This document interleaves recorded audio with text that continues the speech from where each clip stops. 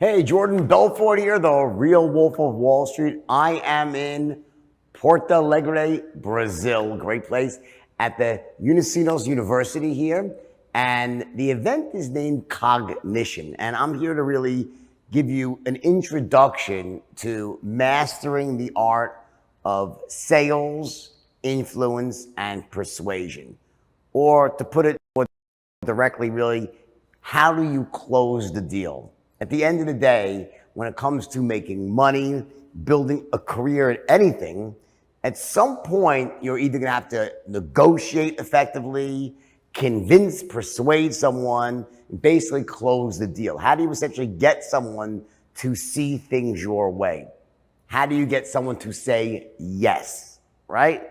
Now, I think one of the biggest mistakes that I see around the world is that there's, I guess, two types of people. There's those that consider themselves salespeople, and then those that consider themselves as civilians. They're not in sales. But the truth is that everybody is in sales in one form or another.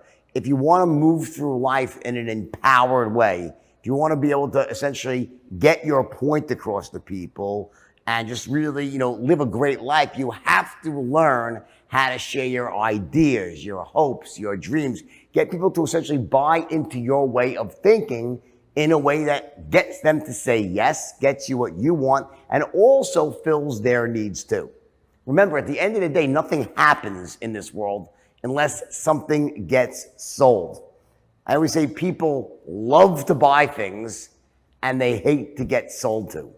So your job as someone that's out there influencing and persuading is, how do you get people to take the actions that they should be taking, but they're blocked in some way? In other words, what sales is not about is trying to get people to do things they shouldn't do. That's unethical persuasion. Ethical persuasion is about getting people to make decisions that they should, in fact, be making. They're in their best interest, and they're somehow blocked in some way. They can't get themselves to the point where they're certain enough to say yes. And that word, you're going to hear me, I'm going to write this word down here. The word is certainty. And it's a word you're going to hear me speak about very often when it comes to sale. And basically, when we think about sales, what selling really is at the highest level, big picture, is the transference of emotion. Sales is the transference of emotion. And the primary emotion that you're transferring is the emotion of certainty. In other words, when someone, imagine if you're in a retail store, right? And you're selling someone a piece of furniture, right? And someone walks into that store and they're potentially a buyer of a certain piece of furniture. And they happen to look at it and they lay eyes on a beautiful desk or a chair or a bedroom set, right? Just making this up as I go along, right? It could be any product, any good, any service, right? So as soon as they lay eyes on that service, they get a sense of, just imagine like on a scale of 1 to 10, right? With 10 being the absolute best, the greatest thing. It's, oh my God, I love that piece of furniture. It's beautiful. It's a great price. It's going to look wonderful in my house. It's going to make me feel so good to own. I love that piece of furniture. Or walking into a car dealership. I love that car. What a beautiful car. What a great price it is for that car. I'm going to feel wonderful driving the car.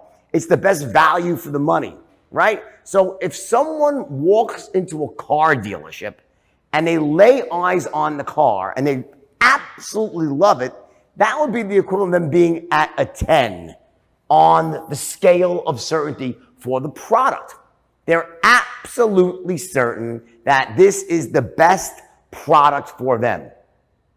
Alternatively, someone could also walk into the dealership and based on their own preconceived notions, their experiences, their own individual taste, they could also look at this car and be at a 1, which is like, that is the ugliest, most overpriced, most terrible car in the world. I would never buy that car. I wouldn't be caught dead in that car. That's an equal possibility. So in other words, no matter what you're selling, an automobile, even an idea, a service, piece of furniture, right? As soon as a potential customer enters the sales setting, they are going to be at some point on this continuum. They might be at a 10, which is very rare, but they love it.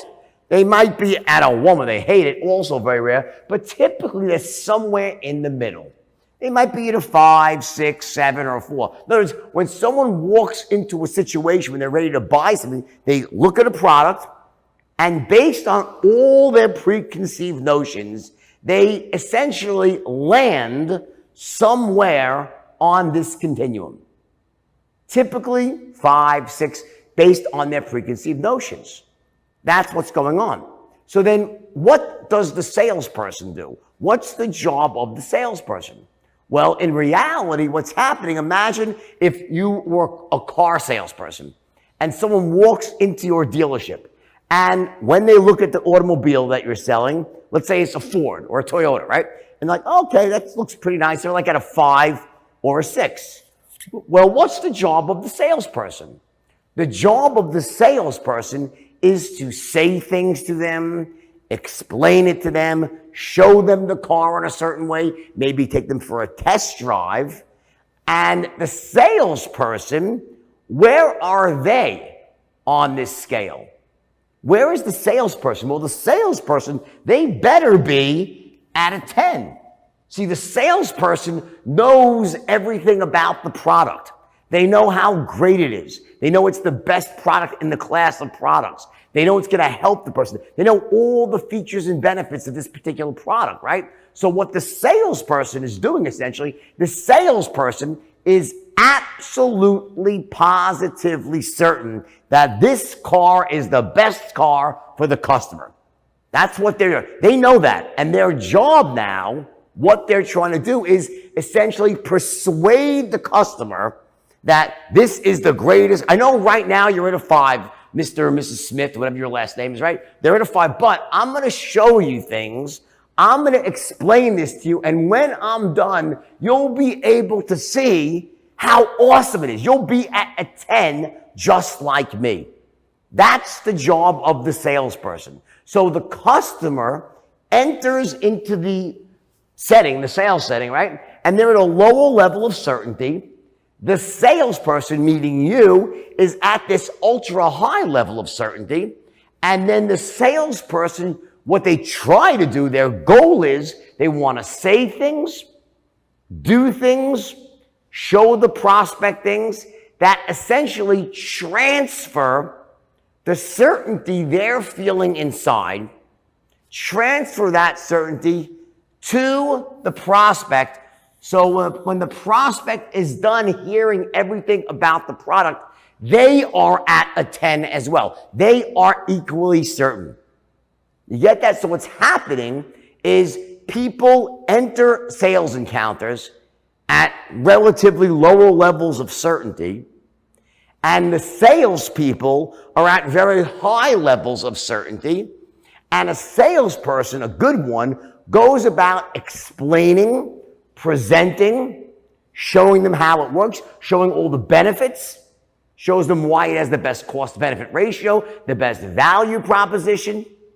And when that salesperson is done, if they've done a really great job, they have now taken the prospect who started off here and they've moved them to very close to a 10 on the certainty scale for the product.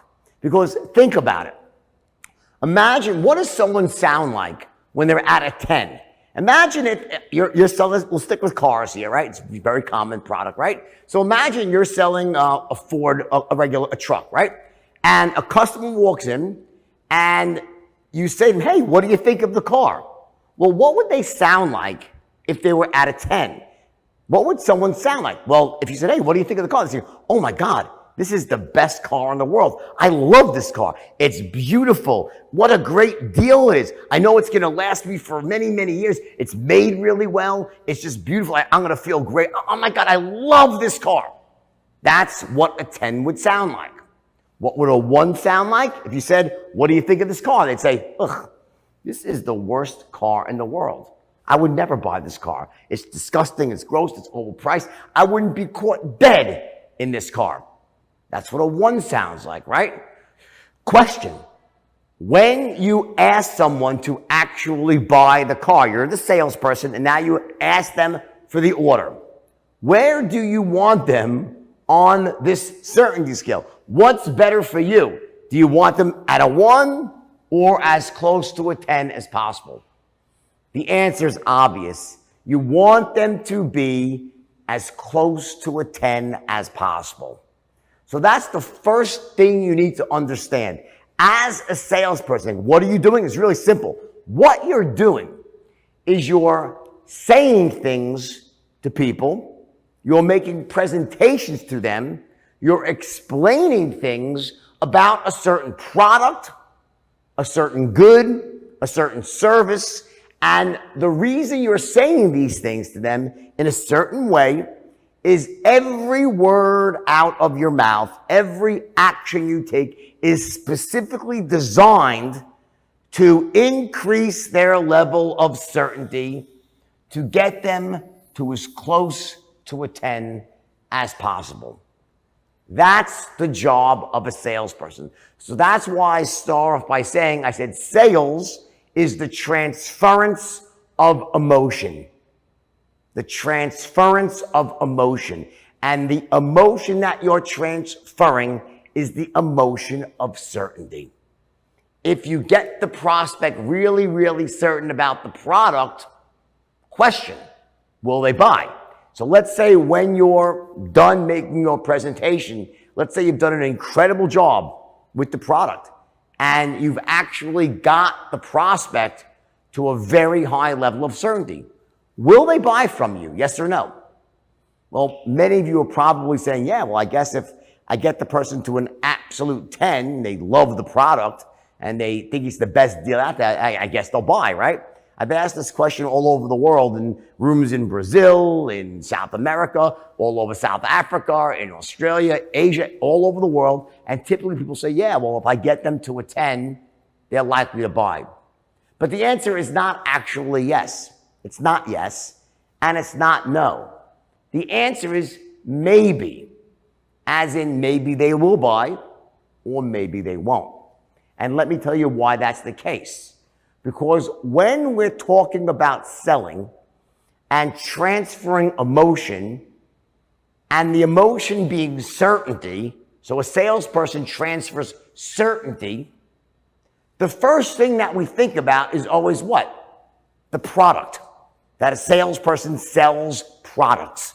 So if you're a car salesperson, your job is to transfer certainty about a particular type of car. If you're selling software for a computer company, right? A software company, right?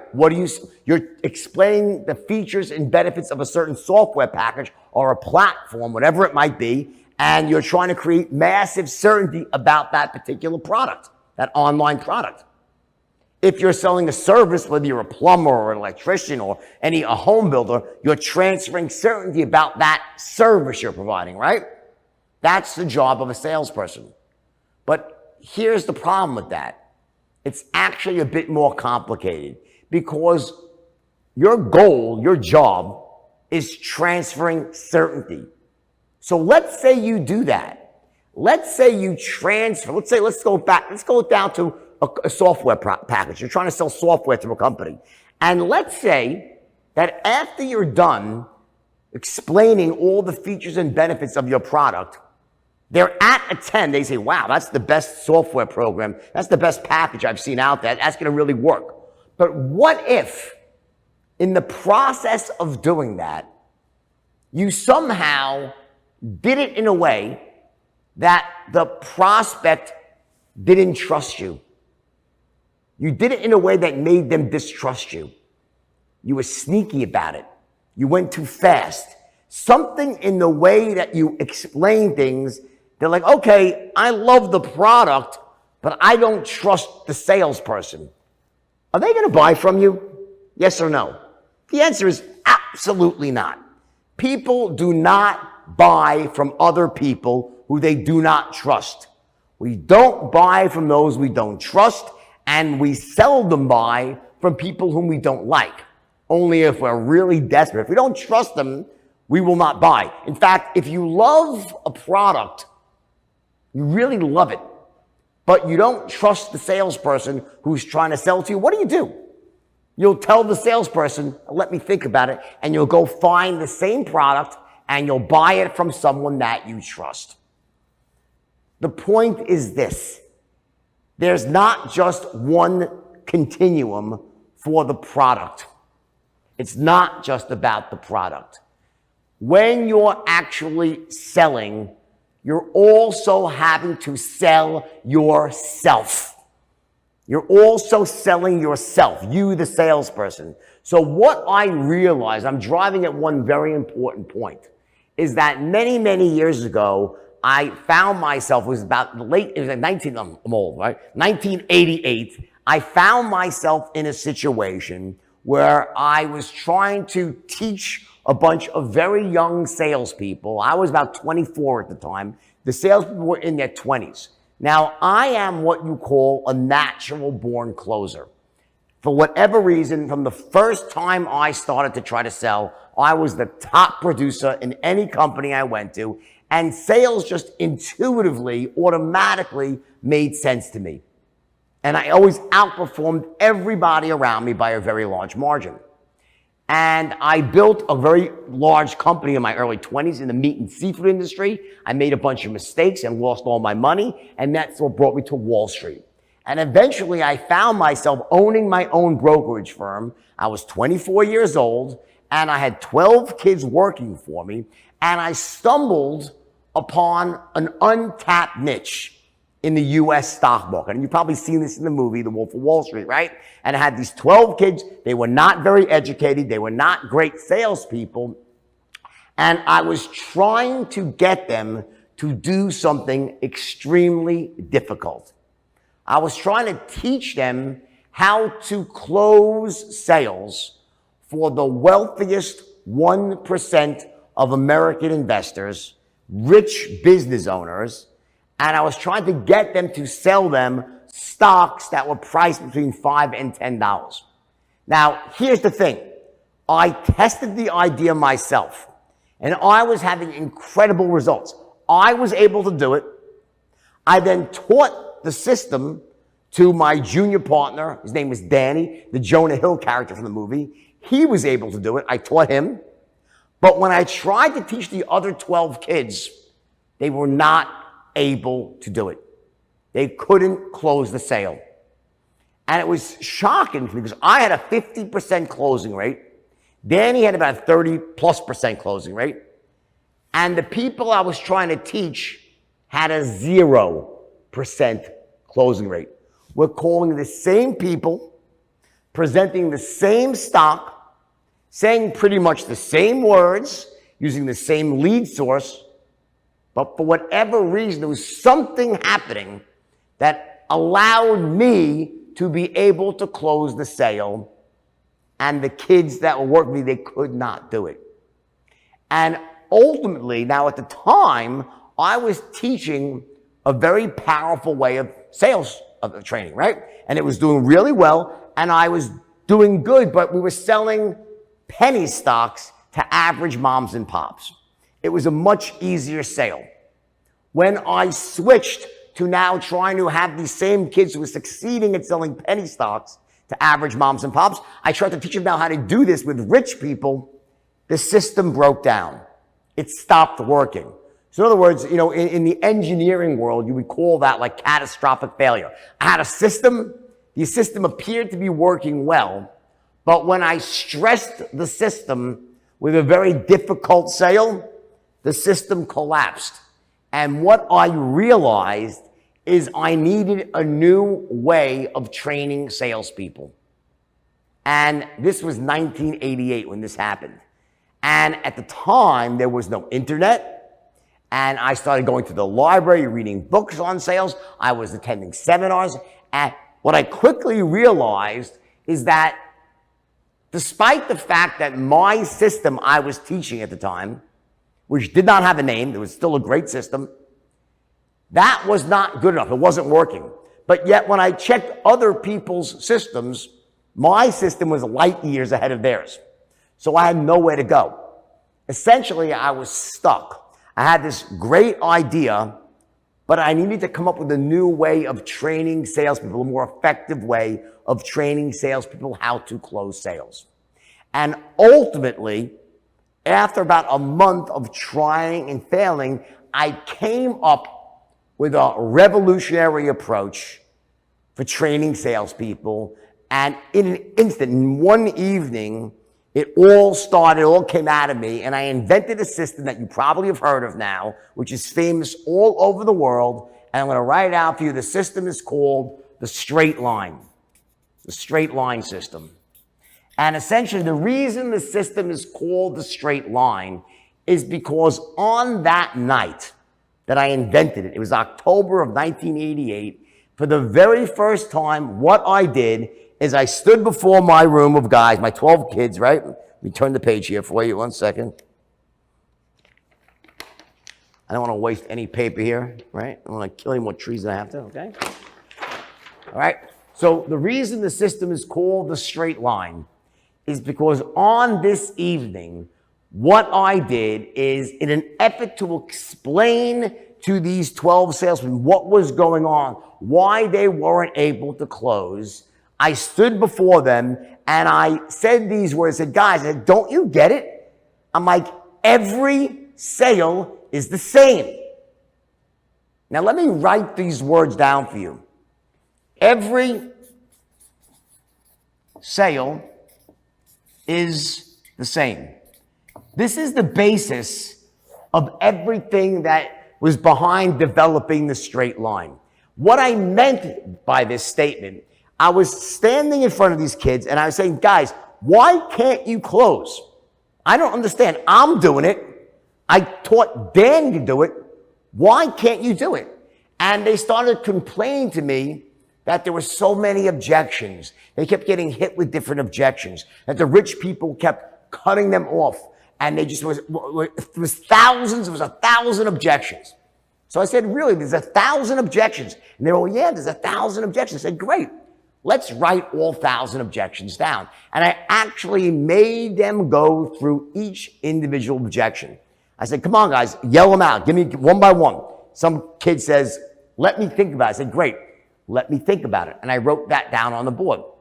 I said, what else? Someone else yells, they want to call back. I said, great. Call back. I wrote that in the board. I said, what's next? Bad time of year. I said, great. I wrote that in the board. What else? They want to speak to their wife. I said, great. I wrote wife on the board. It's 4 on the board. I said, guys, that's 4. We have 996 to go. Come on, keep going. And on they went, and on they went. They kept listing objection after objection after objection. And at the end of the day, when they had exhausted everything they could think of, every possible objection, there were only, I'll tell you the number, ready? 14. There were only 14 objections on the board, not 1,000. In other words, despite what they had thought to be true, there was only 14 objections they were hearing, not 1,000. And in fact, half of these objections, half of them were repeats of 2 objections. They were saying, I want to speak to someone else, like my wife, my lawyer, my accountant, my broker, the tooth fairy, Santa Claus, or bad time of year, as in, it's the wrong time. It's Christmas time. It's tax time. It's back to school time. It's Groundhog's Day. It's leap. You get it? So half of these 14 were basically repeats of 2 objections. So it was really only about 7 objections. And in that moment, something hit me. And I looked at these kids and you guys are unbelievable. I said, you're whining about all of these objections, yet there's only 14. Half of them are repeats of 2. But guys, even those don't matter. Even those don't matter. And that's when I said these. I said, guys, don't you get it? I said, every sale is the same. Every sale is the same. And when I said those words, the 12 salespeople looked at me, they're like, what do you mean? I could see by their faces, they're like, what do you mean every sale is the same? Every sale's not the same. Every sale is different. People say different things. People have different needs. People have different values. People have different experiences. People have different pain points.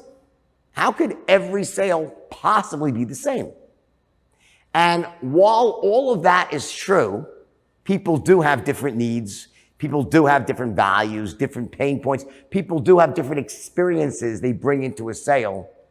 That has nothing to do with what I was talking about. What I meant that night, and what turned out to be probably the most profound thing I've ever said about selling in my life, is that despite all that stuff, the different needs, values, beliefs, pain points, despite all that stuff, the same three elements must line up in a prospect's mind before you have any chance of closing them.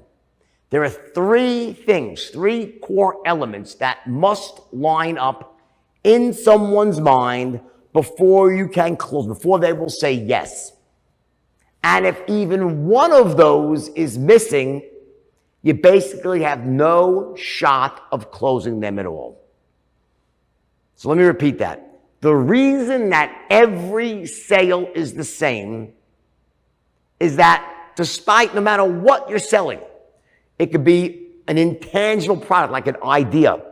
It could be a tangible product like an automobile or a home. It could be offline, online, high ticket, low ticket. It doesn't matter what you're selling, who you're selling it to, or whether you're selling it in person or over the phone or through Zoom.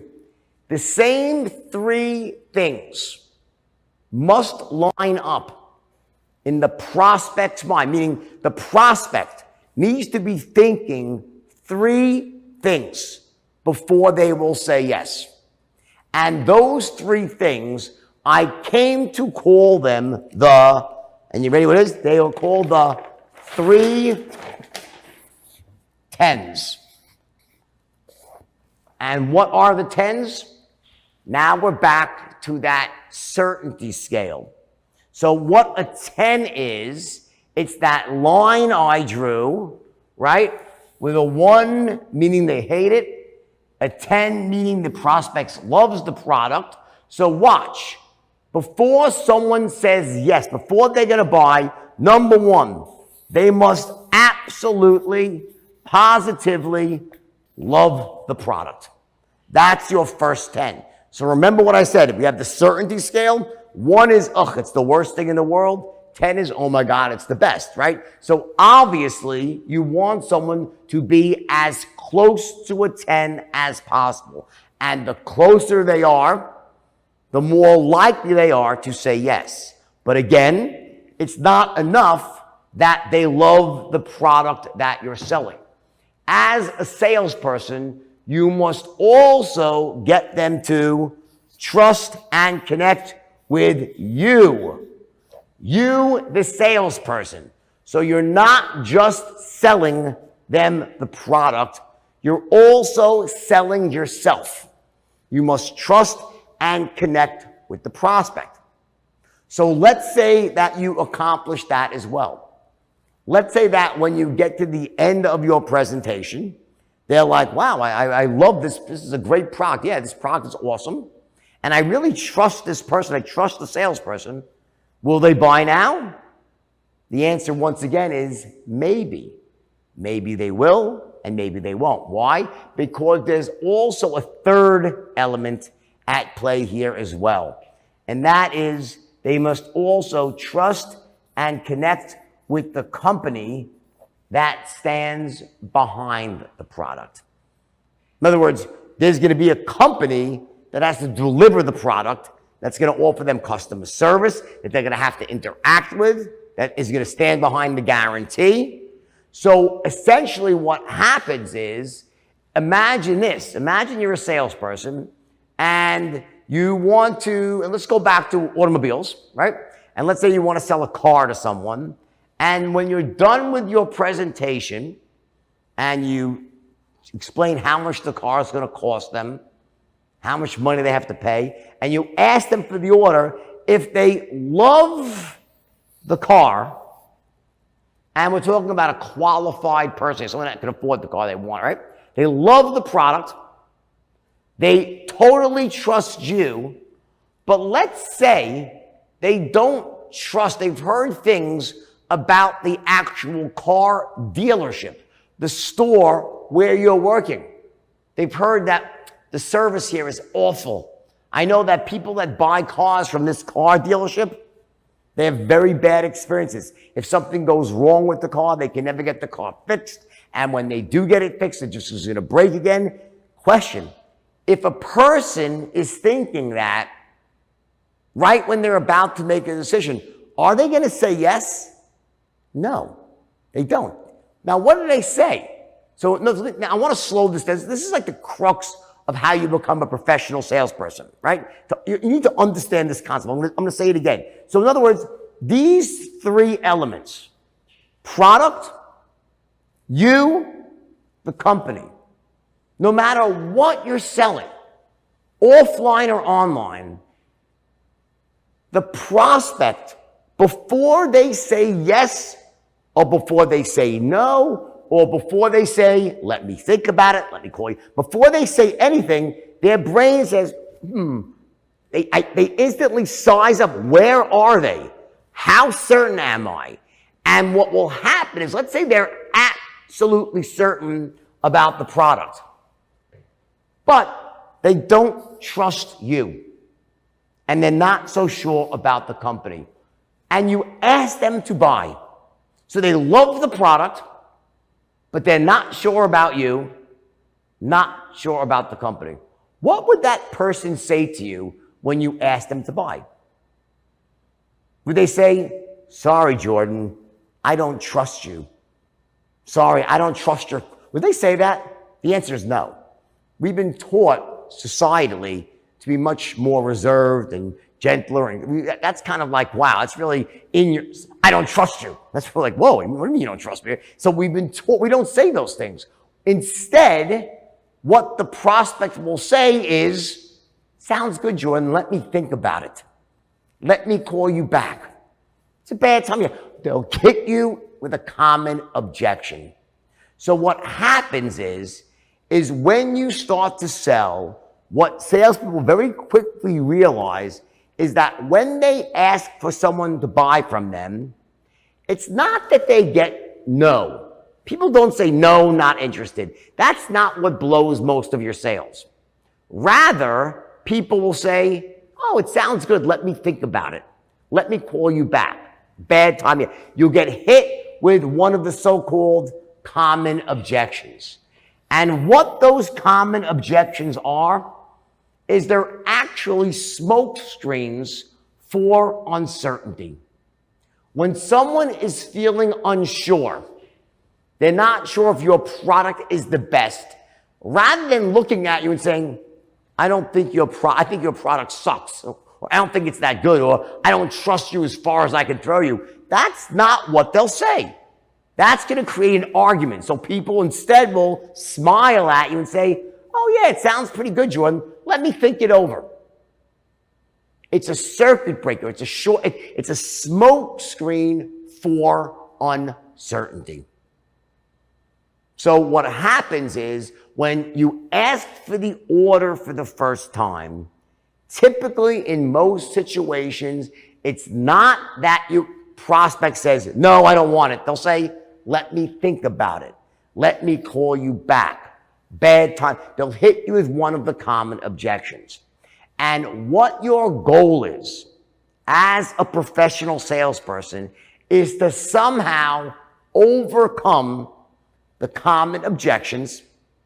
And essentially, and the way you do that is by increasing their level of certainty for these three elements. So when someone says to me, let me think about it, if the methodology, if I try to get them to buy by getting into an argument with them saying, let me just explain why you don't really need to think about this. And I start trying to tell you, if you think about it, you're going to miss out because the special price is going to go away. And I just try to overcome, let me think about it. It doesn't work. All it does is it causes us to break rapport. If someone says, let me call you back, and I try to address, well, here's why callbacks don't work. You're busy, I'm busy. We'll be like two ships passing in the night. If I just focus on the objection itself, I won't get anywhere, because all it will do is if I answer that one objection, they'll simply hop to another objection. They'll just switch from let me call you back to it's not the right time right now. They'll just hop from objection to objection. We call that objection hopping. Because what's actually happening is that they're uncertain about one of these three elements. That's what's triggering the objection. So the only way to actually get them to buy is not so much to answer the objection, it's to use that objection as an opportunity to actually go back and build more certainty for these three elements. We actually are going to have to go back and explain more things, say more things, show them things, explain to them why, in fact, our product is the best, why you are trustworthy, and I'll tell you more about my company as well. We're educating the customer and making them much more certain. And if we make them certain enough, eventually they will buy from us. That's what you're doing as a salesperson. So let me put it a different way. This is the most critical thing of all. Just remember this. As a professional salesperson, what you're not doing. See this word no? I don't know what it's like in Brazil, but we have to say, between men and women, no means no, right? When a girl says no, it means no, right? When a prospect means no in selling, you know what it means? It means no. The word no, when someone says no, it means no, I'm not interested. I don't want it. Leave me alone. I'm not interested. As a professional salesperson, your job, what you're doing is you are not taking these people. You're not taking those people and trying to somehow, by some clever means, get them interested in what you have and get them to buy. That's not what you're doing. And this is one of the biggest mistakes that young salespeople make, is they try to take people who don't want what they're selling, who are not interested in even hearing about it, and they waste their time trying to somehow, through pressure or subterfuge, somehow convince these people to be interested. That is a complete and utter waste of time. That is not what a professional salesperson does. Rather, what they do, you don't take no and turn it into a yes. Here's what you do. Here are all the things that you do as a salesperson. Ready? Watch. I don't want to waste paper here. Someone says to you, let me think about it.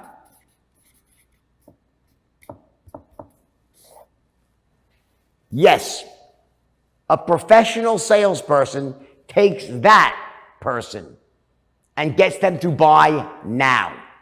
That's what you get paid for. Not no. You don't take no and turn it into yes. You take let me think about it and turn it into yes. Call me back. Yes. When someone says, sounds good, Jordan, give me a call back, you take that person and you get them to buy now. Get them to say yes. Someone says it's a bad time yet? Yes. You take that objection and you take that and make them say yes. This is a crucial distinction. You're not in the business of turning the word no into yes. Rather, what you're doing is you're actually learning how to, I'm going to use the word here, it's called sift or prospect. What a salesperson must learn how to do is to quickly and elegantly sift through a group of potential buyers, prospects we call them. You must learn how to prospect, sift through these prospects and find the ones who actually are interested in what you have. They're interested.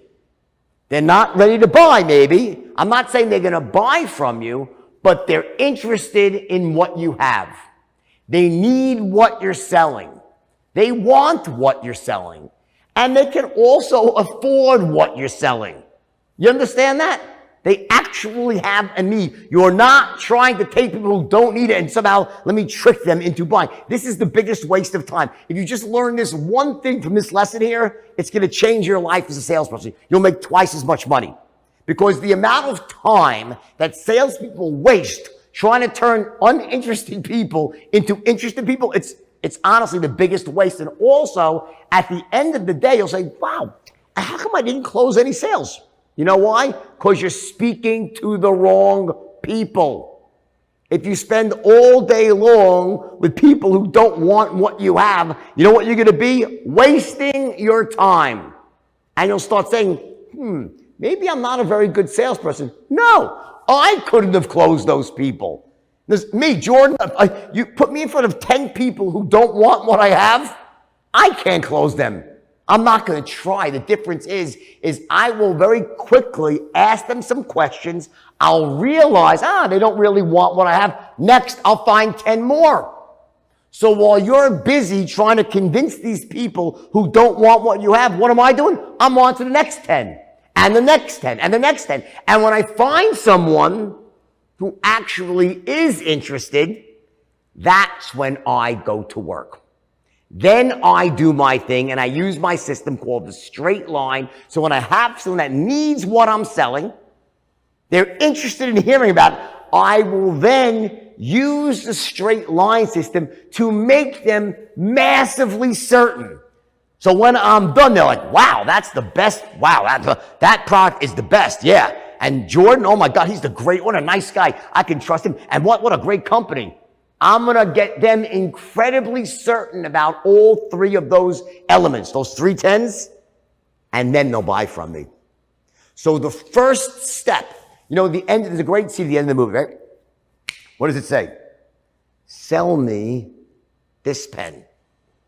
Sell me this pen. And Leo goes from person to person to person and says, sell me this pen. And what do they say? Because they're not professionals. They're not trained yet. They're like, this is a good pen. This pen is the best pen out there. This pen will write upside down. This pen never runs out. It's ridiculous. So what would you really say? Think about this. If someone said, sell me this pen, what would you do? How would you sell someone a pen? Well, remember, what are we doing? A salesperson, the first thing a salesperson must do, you're a sifter. I want to only be trying to sell to people who need what I want, who are interested. So the first question I would ask is, so tell me, how long have you been in the market for a pen? I'll ask them a question. How long have you been looking to buy a pen? Now, imagine they say to me, oh, I'm not looking to buy a pen. I don't want a pen. I'm like, great, have a nice day. I don't sell to people who don't want what I have. Next. That's what a real salesperson does. So if someone says, here, sell me this pen, and they want me to do it, and they want to sharpshoot me, say, well, I don't want a pen. I'm like, great, have a nice day. Next. And they're like, wow, he really is a salesperson. You don't try to sell to people who don't want what you're selling. That's rule number 1. Rule number 2 is that when you enter a sales encounter, and this is your second major takeaway right now. When you enter a sales encounter, here's the ticket. The reason that every sale is the same, you have those 3 elements, right, that have to line up. But that's only part of it. The reason that every sale is the same is because I make it the same, and I'm going to show you how to make it the same. You must make every sale the same, because what you're going to do is you're going to learn how to take immediate control of the conversation. Let me explain what I mean. So watch, there are these, I'll turn the page one more time. I hate to waste all this paper, but let's waste a little bit more paper, okay? Watch. So imagine you have these three elements. What are they? They must love the product. Product, right? They must trust you. And they must trust the company. There's three elements, right? Okay. All three of those must be lined up. So in some moment in the conversation, at some point, when the salesperson is thinking about whether they should buy or not, you ask them for the order. And in that moment, if those three things are all lined up, they'll probably say yes. Question: which one should you line up first? Which one should you try to line up second? In what order should you do it? Does this come first? There's an order. So it's not just that there's three, there's also an order in which to do this. So what happens is this. Imagine if you're in control, you're dictating the flow of the encounter. It allows you say, you know what? I'm in charge. I'm in control. I'm going to line up these elements in the same way every time. In other words, if you're in control of the sale, you can then use the same strategy again and again and again to line things up. Imagine when you buy, if any of your parents buy, you're probably too young for this, but one day you'll be parents and you'll buy your children a toy and it comes with that dreaded instruction manual. And you're like, oh my God, I got to put together. And there's 20 steps, right? Well, guess what? If you don't use the instructions and try to start at step 15, it doesn't go very well. There's a step 1, step 2, step 3. A strategy for putting something together. There's a strategy for closing a sale. What comes first? What comes second? What comes third? We make every sale the same because the first step in the process is that you must take control of the conversation. And in fact, the reason that I was having so much success back in the day and my 12 kids couldn't close is because they were unable to take control. See, what was happening is, and I realized this that night, is I had a certain way of sounding, a certain way of talking, that the moment someone heard my voice, they would realize certain things about me. And they said, you know what, I'm going to allow this man to guide me through the process. They perceived me a certain way. And what I said to my guys that night, this is very profound. I said, guys, you have 4 seconds. You got 4 seconds to establish 3 crucial things. 4 seconds. 3 things. I'll tell you what they are. In the first 4 seconds, the prospect must think you are, number 1, sharp as a tack. You're sharp.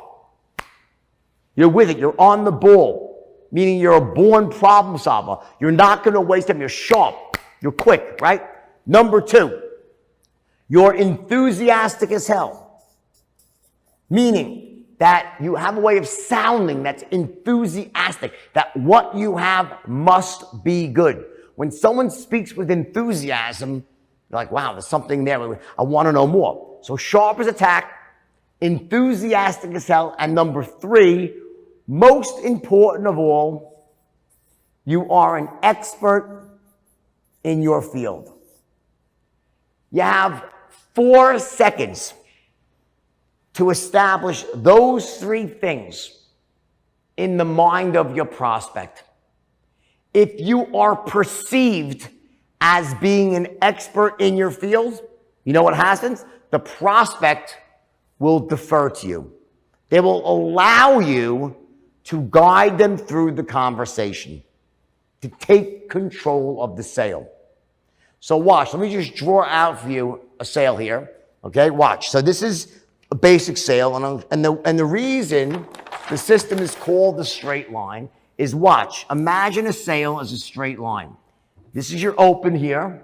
This is your close here. Open, close, right? Now, what you'll find when you actually go out into the world and sell is that every once in a while, you get a very easy, almost what we call a laid down client, where everything you say everything you show, everything you do, the prospect is like, yes, yes, yes, and they buy without even giving you a single objection.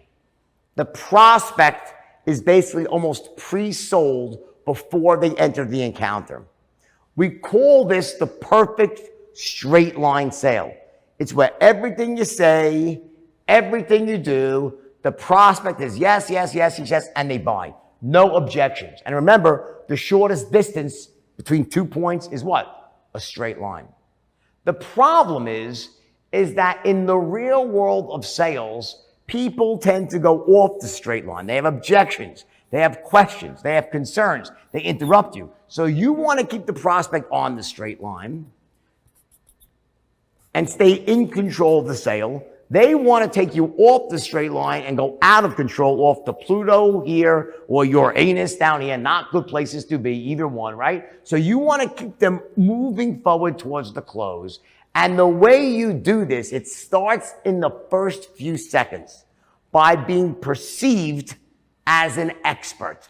You must be perceived as an expert. If someone sees you as being an expert in those first few seconds, we have been conditioned since we're yay bigs, we're little boys and girls, to defer to experts.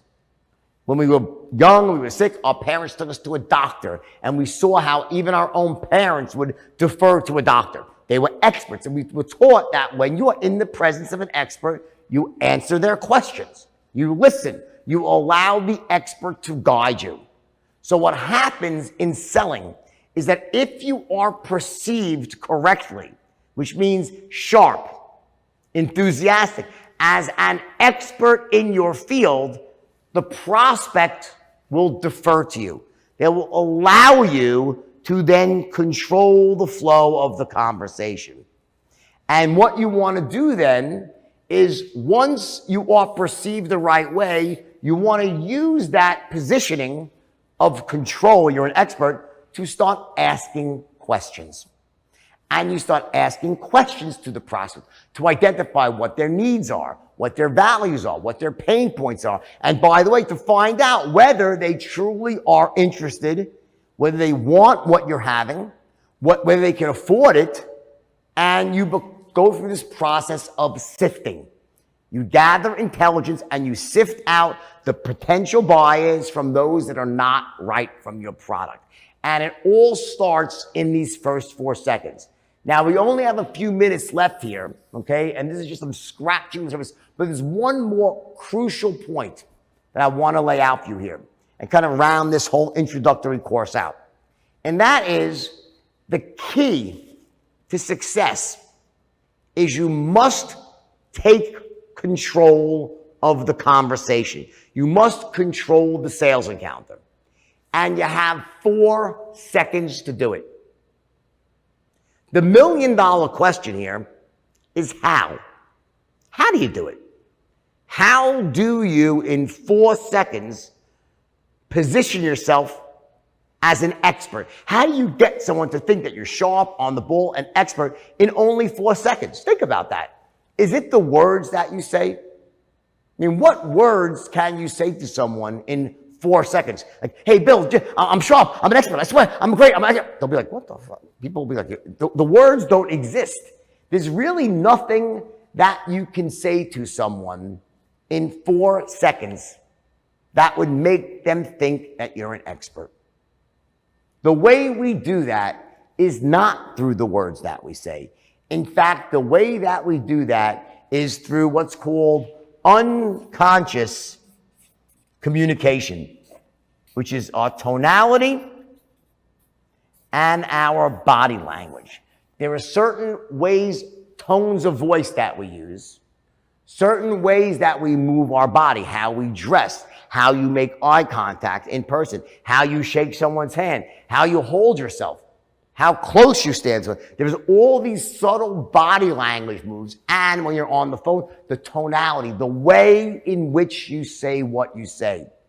When you use tonality the right way, you will be shocked at how easy influencing becomes.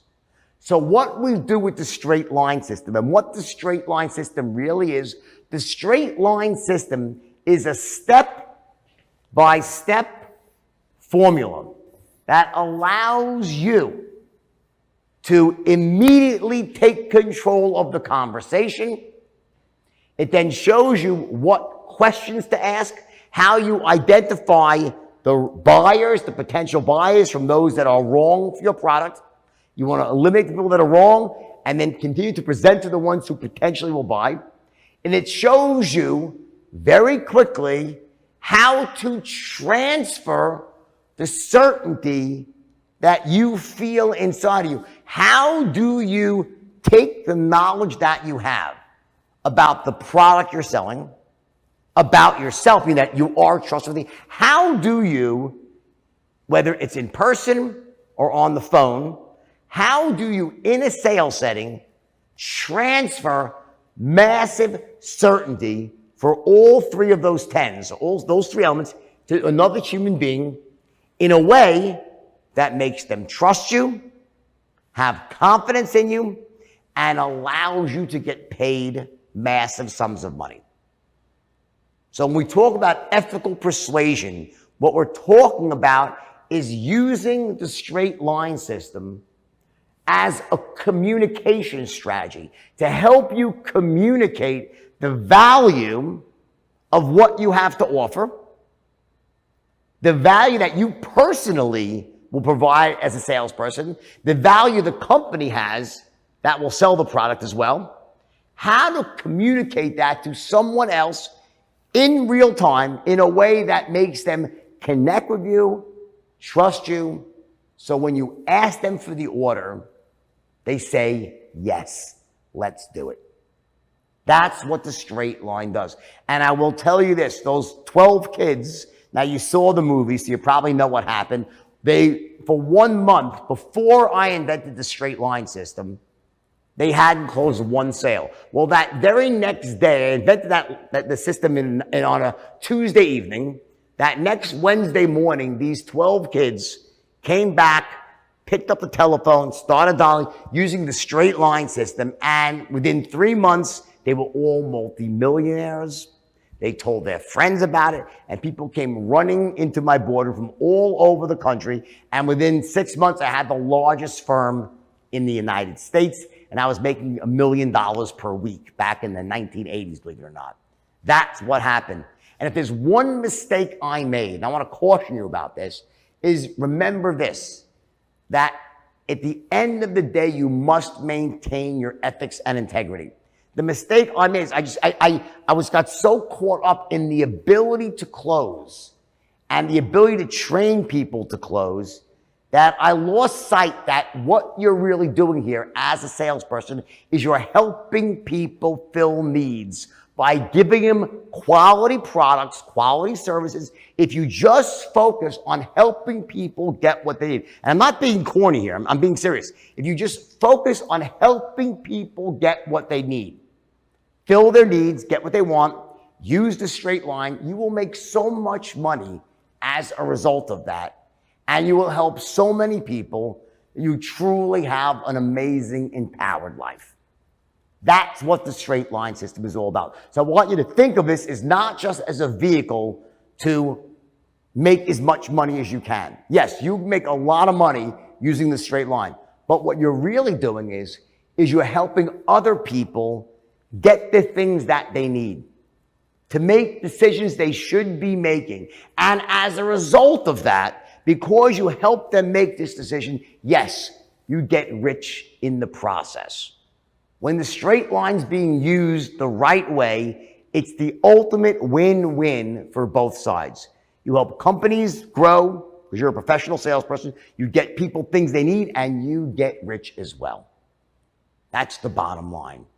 All right? So when we go through this actual course here in more detail, you'll see it's all very easy to learn, bite-sized chunks of information, and step by step, very quickly, you can become what I call a world-class closer.